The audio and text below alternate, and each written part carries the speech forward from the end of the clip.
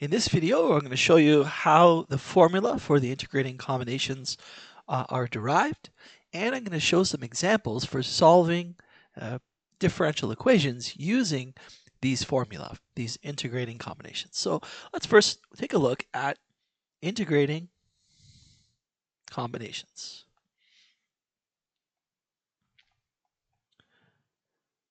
All right, so let's take a look at the first one. So integrating combinations, the formula that we use are derived basically from the product rule.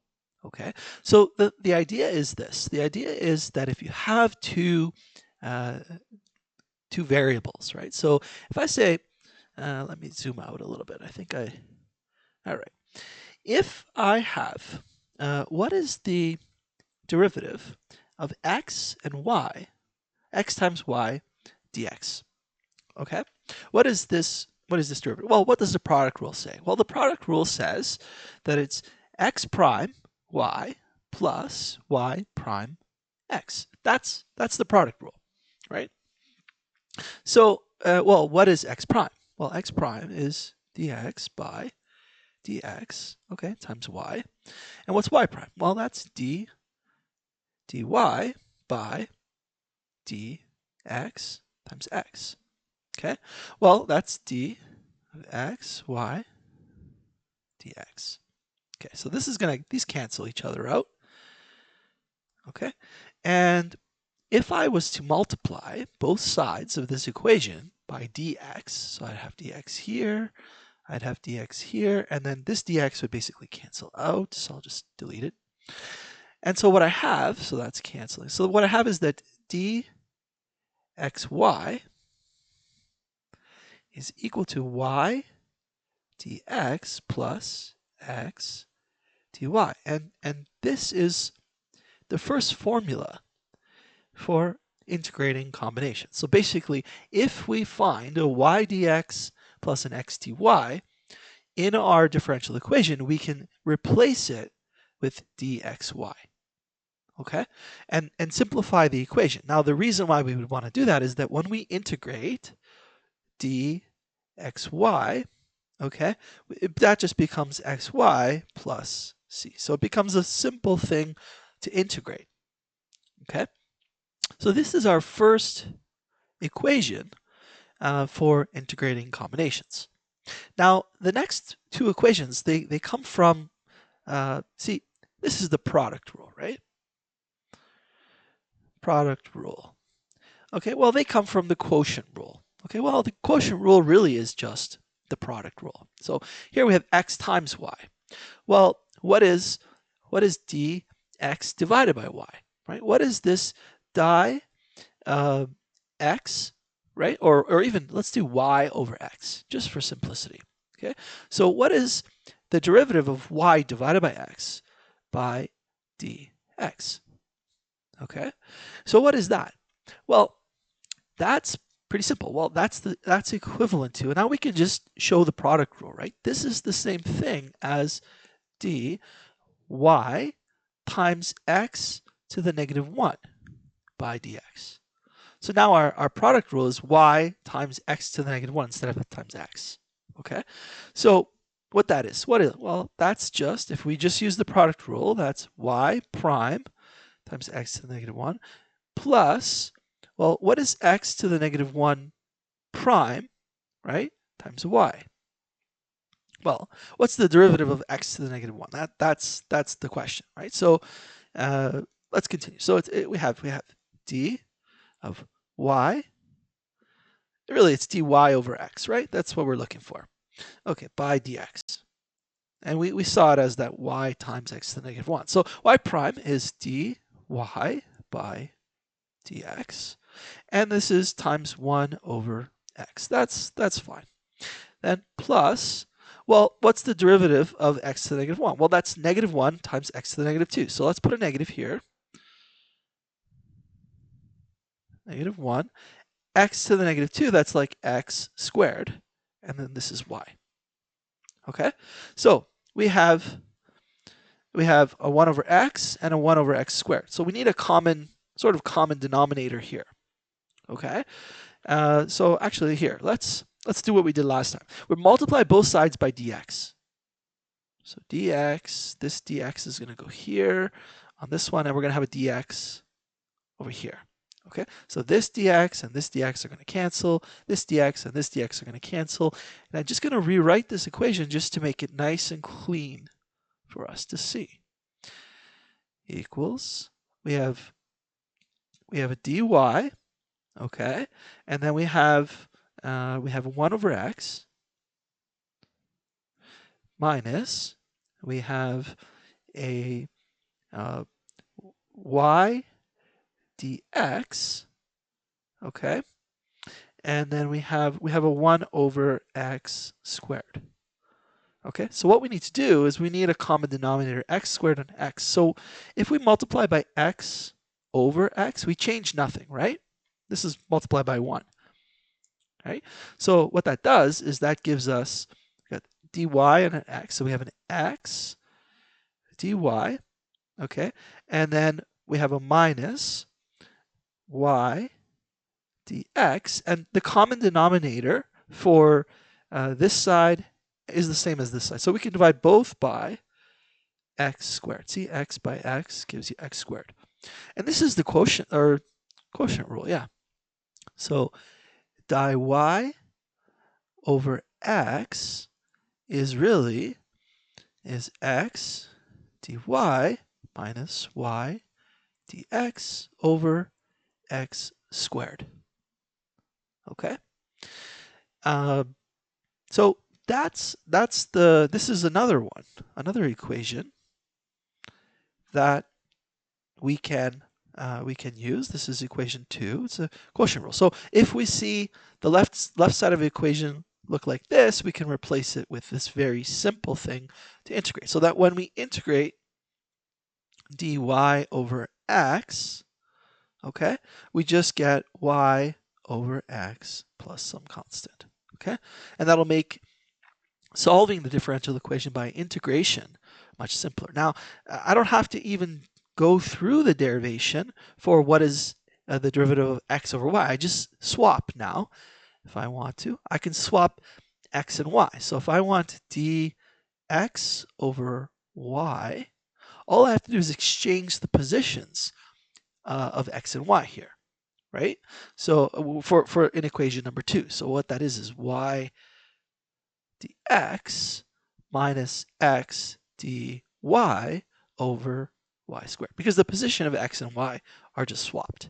Okay, what we chose for one equation versus the other. So this is the other solution. Okay, the other equation. I should have just drawn it this way. Anyway, okay.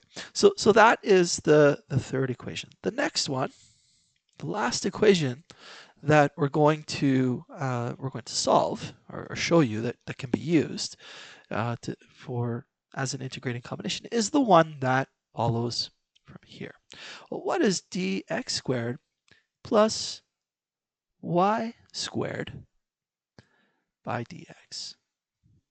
Okay, and basically we're just like we did before. We want what is dy x squared plus y squared equal to.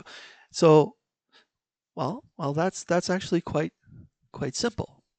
That's d of x squared plus by dx plus dy squared by dx. Okay, and what's that? Well, that is just 2x, right? That's 2x, and then this one we got to use the chain rule, right? This is, so what is, it's dy squared by dy. So right, we divide by dy, then we have to multiply by dy, and then take the dx from the original, just the chain rule, right? So if you were to, take dy out and dy out, this would still be dy squared by dx. Okay, so we just use the chain rule here. So what is dy squared by dy? Well, that's just 2y. So this one is going to be equal to 2x plus, 2y, and then we have dy by dx. And that's equivalent to this. We have, I'm going to rewrite it here, x squared plus y squared dx. So if I was to multiply both sides of the equation by dx. What happens? Well, this guy cancels with this guy cancels with this guy, and so what I have is my final equation here, is that I have that dx squared plus y squared gives me 2x dx plus 2y dy. So this is equation number 4. Okay, so anytime I see this in my differential equation, I'm going to replace it with dx squared plus y squared, so that when I take the integral of something like this could be z, right? I get z plus some constant. Well, z is x squared plus y squared. Okay, and we'll have the c in here. Okay. All right. So we have those equations, and we're going to use them. All right. We're going to use all 4 equations in some examples that are going to follow. So let's take a look at the first of our examples. Okay, I'm going to clear the canvas. Okay, and you should always keep these equations handy in order to solve this type of equations. Okay, so keep them handy. And what we're going to do is we're going to start off with the first problem here. Let's go in and take a look. So the first problem that I'm going to solve using integrating combinations is the following. Say A, and we're going to say 2x plus y, x plus y dx. Okay, so 2x plus y, okay, 2x plus y dx plus x dy equals 0. Okay, and this is the first equation or differential equation that we're going to solve. All right, the first step in the solution is to multiply through by dx. I want to see the whole, so I have 2x dx, right, plus y dx plus x dy is equal to 0. Okay, so if you recognize we have a y dx and an x dy, and we know that can be replaced. So I'll take the 2x dx. So y dx plus x dy is the same thing as d x y. And we say that we plus, and then that equals 0. And we need to separate the variables, right? So we need 2x dx is equal to, and we have negative d of x and y. Okay, so we've separated. You can consider x times y as z if you like. Okay, I'm going to leave it like this because now I can consider them. And now I'm going to integrate both sides. So I'm considering x and xy separated. Okay, and so now I can integrate both sides. Well, the integral of 2x dx is 2x squared over 2 plus, okay, this constant could be multiplied by 2, but I'm going to roll it in. Okay, and so that's my C1, and this equals, I have the negative xy. I have some constant I could bring in with this with a negative, but I'm going to ignore it. I'm going to bring these two together. So what I have is x squared is equal to negative xy plus some constant that is the sum of the two constants. Okay, and so this is our solution to the differential equation. Okay. All right, let's try another one. Let's clear the canvas here, and we'll do another example. So B, we'll call this sample B. So we have dy by dx, okay, equals y1 minus xy over x. So first thing we need to do, we got to get the dx's in the numerator. Because again, the ultimate goal, no matter what technique we use, is to simplify so that we can integrate, right? So, and we need to have, in order to be able to integrate, we need the dx's and the dy's in the numerator. So if I multiply both sides by a dx, then this guy and this guy are going to cancel, so I'll just delete them. Okay, and so I have to. So what do I have? Now I'm going to bring my x over to this side. So I'm going to multiply both sides by x. Okay, and so what we're going to do is we have the x dy, we have a y dx. Oops, I'm sorry about that. Okay, so let's multiply through on the right hand side with x dy. So we have y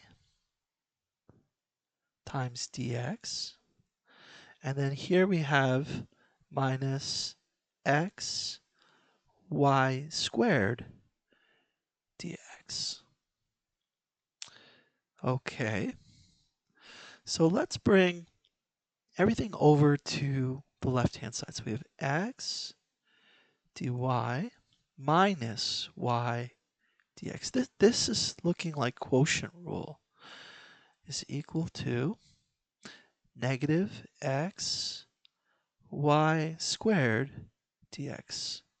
Okay, so if we go and we look at quotient rule, what that means, that if we divide both sides by y squared, then the left hand side looks like quotient rule. So what is this? Well, this one, see the y is in the denominator, the y squared, right? So this really is the same thing as dx over y. The left-hand side looks like that, and the right-hand side is just negative x dx.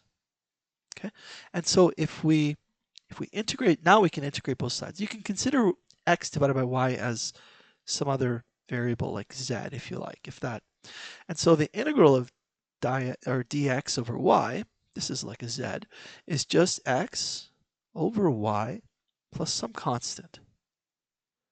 Okay, and this equals, well, what's the integral of this? It becomes x squared. We have this negative, right? Negative x squared over 2, okay, plus some constant 2. Okay, so that becomes, let me see something here. There is one mistake here. If you go back to the formula and we look for dx over y, the formula for that is actually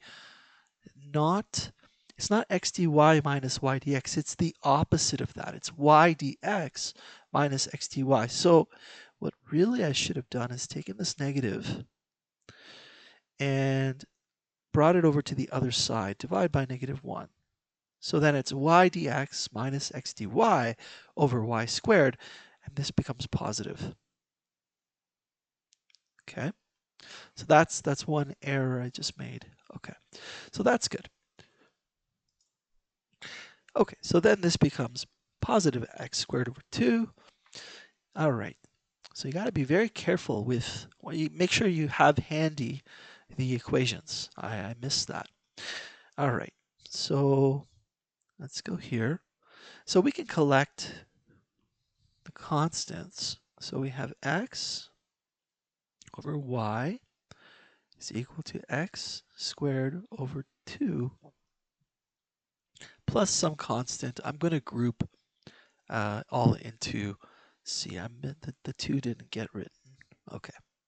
All right. And so that is a valid, this is the general solution to this differential equation.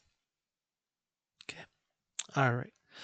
Let's go in and we'll clear the canvas. We'll do another example. Okay, let's call this example C. Okay, so in this example, we have the equation 2x y squared plus y dx minus x dy equals 0. So let's simplify things just to make, so we're going to go 2xy squared dx plus y dx minus x dy. So look what we have here. We're starting to see something, when there's a difference between these, we're looking at quotient rules. So really what we can do, I'll rewrite it. So 2xy squared dx equals, right? Now we have x dy minus y dx. Okay, and here, what I'm going to do is I'm going to divide both sides by the y squared, because that's the quotient rule, right? So if I divide by y squared, then what happens is this cancels with this. Now, let's go back. The quotient rule is really, it's y dx minus x dy over y squared. That's what dx over y is. Okay, we have the negative of that, so we could put the negative on this side. So if we multiply both sides of the equation, okay, so if we say we multiply both by -1, so here we have -2x dx, and this will give us y dx minus x dy over y squared. And now we can simplify the right-hand side with dxy. So let's go here and say dx over y. Okay, and that's -2x dx. So now we can consider this as separated, right? X over y can be considered as z. And so now we can integrate. I'll integrate from here. How's that? And we'll integrate here. So this becomes, okay, -2, and then we have x squared over 2 plus some constant, okay, is equal to x over y plus some constant, some other constant. Okay, and so this -2 and the c1, really, it's not going to play much of a role. So we're going to have negative x squared, okay, plus some constant. And I'm going to group that onto the other side with c2. So the -2 with c1. Okay, so I have negative x squared equals x over y plus some constant. Okay, or what I could do is just bring everything over. So I could say negative x squared minus x over y equals some constant. I'll call this c0. Okay, and what I'm going to do, I'll multiply both sides by -1. Okay, so this guy, -1, and c equals -c naught. Okay, so this becomes my equation. So x squared plus x over y is going to give me c. All right, so that's another example of using. So let's clear the canvas, and let's do one more example here. Okay, let's go with this one right here. We'll call this example D.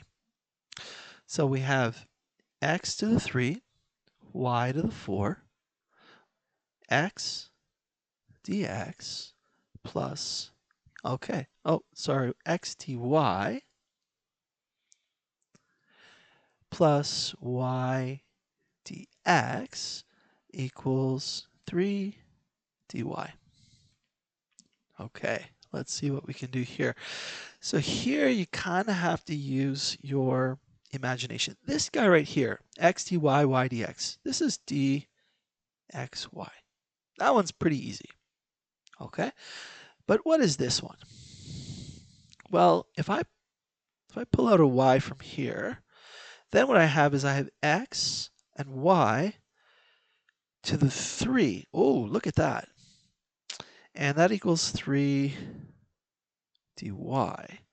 So look, xy is kind of like a z, right? But I have this y in here, so if I divide both sides, then this y kind of disappears. And I could, if I want to, if you really want to say, let's z, let's just do it. Let z be this xy, okay? So the left-hand side becomes z to the 3 dz is equal to 3, okay, we have this 1 over y dy. We have achieved separation of the variables. So now we can integrate. I know the method is not separation of variables, but because we did the simplification. But at the end of the day, the goal is to integrate, right? Okay, so now we have z to the 3 dz equals 3 1 over y dy. Well, that's actually going to become, so we're going to have z to the 4 over 4, right? Plus c1 is equal to 3 ln of y plus, I don't know, some c2. I roll in the 3 into there, okay? Okay, so what do we have here? If I plug everything back in, plug x, y into for z, so replace xy to the 4 over 4. If I group the constants together, so what I could do is say minus 3 ln of y equals, and c1 and c2 can be grouped together into some constant. Okay, and that becomes the solution. And it's a very simple one. All right, let's do one last one. Let's do one last one with different variables than x and y.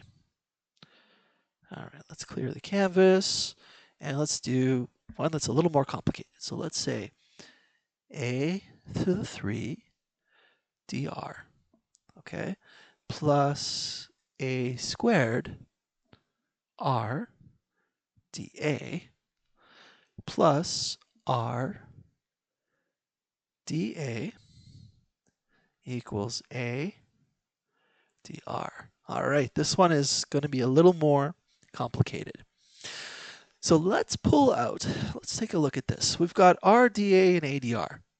Okay, so this one is like y dx and x dy. So if I bring this guy over to here, okay, so I pull out, you see a to the 3 and a to the 2, I pull out the a squared. So what I have is a dr plus r dA, okay, equals a dr, okay, let's see, and then minus r dA.